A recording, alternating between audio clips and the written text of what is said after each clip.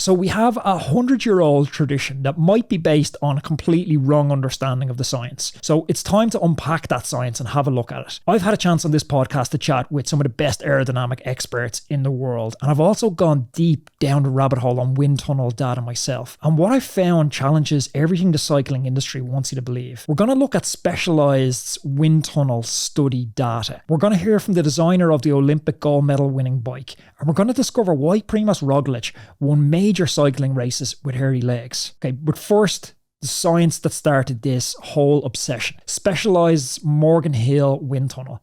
Chris Yu and Mark Coate are about to conduct the most comprehensive leg shaving study ever done. The test subject is Jesse Thomas, a professional triathlete. The methodology: test him with hairy legs at 30 miles per hour, shave his legs, test again, measure the difference in watts. The results published in Velo magazine: 15 watts saved, a 7% reduction in drag. That's 79 seconds over 40 kilometers. Chris Yu told Velo, that difference is basically like going from a traditional round tube frame all the way to a specialized venge. That's a serious shortcut in evolutionary terms. But they didn't stop there. They tested 5 more cyclists using what they called the Chewbacca scale, which I absolutely love, rating leg hair from a scale of 1 to 10, which assumingly represents Chewbacca. Every single rider showed improvements. The hairier the legs, the higher up the Chewbacca scale, the bigger the time savings. Case closed, right? Well, not quite. Specialized proved that smooth legs are faster, except there was already data that contradicted this before they ever started the study. Let me read you something from Mike Burrows.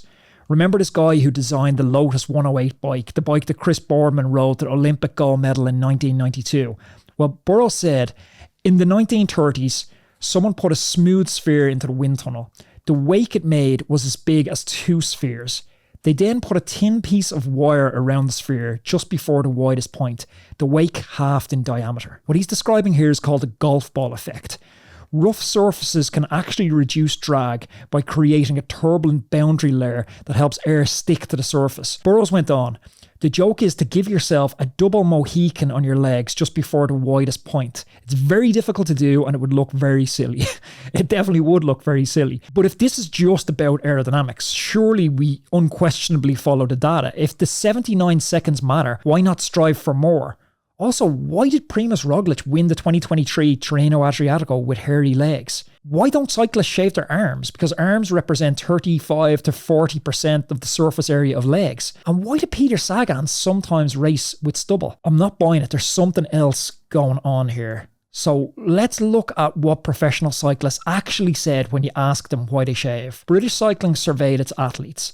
The top reasons weren't aerodynamics. Number 1 was massage. Grand Tour cyclists get up to 25 massages per month, and hairy legs pulls, and that hurts. Speaking from first-hand experience, it really hurts. Number 2 is wound care. If you've ever crashed your bike at high speed, it's much easier to clean a cut, to bandage it. Everything about that is much easier without hair on your legs. That's number 2. And the third one that's listed was tradition. It's what cyclists do. But now listen to what amateur cyclists said back over on Reddit, on Velo and on Cycling. Shaved legs are like a badge that says you're serious about cycling. Another user said, I started when I got my first real bike. It felt like I was joining the club. A third guy, and I love this one, he said, I got passed by a dude last week with hairy legs and it still hurts. I was thinking about these in context of that quote from the beginning of the podcast from Alex Howes. That quote really stuck in my brain. I started shaving my legs maybe around 14. It felt like a rite of passage at a young age. That's what he said, a rite of passage.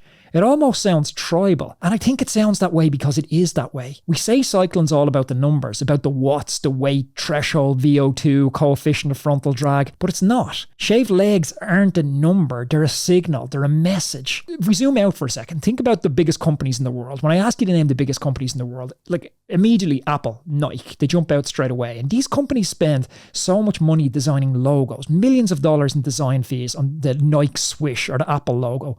Why? Because symbols communicate something instantly. Trust. And in cycling, shaved legs are a symbol. They say, I know what I'm doing. I'm part of this. You can trust me on this wheel. And that matters. Because when you're in a bunch at 60 kilometers an hour, you're a centimeter from the shoulder in front of you, you're almost touching the wheel in front of you. There's no time for introductions. I don't get to browse your Strava profile or understand what your FTP scores were from your last test. All I've got is the shape of the rider's legs in front of me. Hairy legs, I pause. I reassess. Maybe I back off a little. Smooth legs, I relax, I follow. It's subconscious, but it is really powerful. And that's why this tradition stuck. Even when the science was shaky, even when nobody mentioned drag, because it's not really about going faster, it's about fitting in. It's about not being the one who looks like they don't belong. And it's not just pros doing this, it's your Saturday group ride, it's your local chain gang, it's your club, and it starts early. 14 years old for Housey. Not for speed, but because that's what the fast guys did. This is tribal, folks. This is ritualistic. It's a uniform that says, I'm serious, I've earned my place here. And that's it. That's what this obsession is really about. So where does this leave us? Well, here's where it all starts to come together. Because while the science might give us numbers, 15 watts saved, 79 seconds over 40 kilometers, the culture gives us something else entirely, a message. I belong here. That's what smooth legs really say. A silent signal in this hectic sport where trust matters. And that trust is built on cues, like the texture of your legs at the start of the group ride. But some riders, they stop playing by those rules. Roglic, Sagan, those generational talents. They've already earned their stripes. They're like artists at the peak of their craft. They start breaking the rules because they can. Not because they don't know the rules, but because they've transcended those rules. That's the privilege of greatness. But for everyone else, for me, for you, for the juniors, the weekend warriors, the ones still trying to prove themselves, the ritual still matters. The aesthetic still matters. And that's why we're still shaving. Because what started as an old school racing tradition has become something deeper, a marker of identity, a performance cue, a subconscious code that cyclists across the world still read. So now, the big question, should you do it? Should you shave your legs? Well, if you're racing time trials where seconds matter, yes, 79 seconds is 79 seconds. If you're a world tour rider doing this, doing grand tours, getting daily massages, yes, definitely your Swan Euro will thank you. If you're worried about crashes and road rash, look, the cleanup is definitely easier. If you're a weekend warrior who wants to go faster, jury's out. Maybe, maybe not.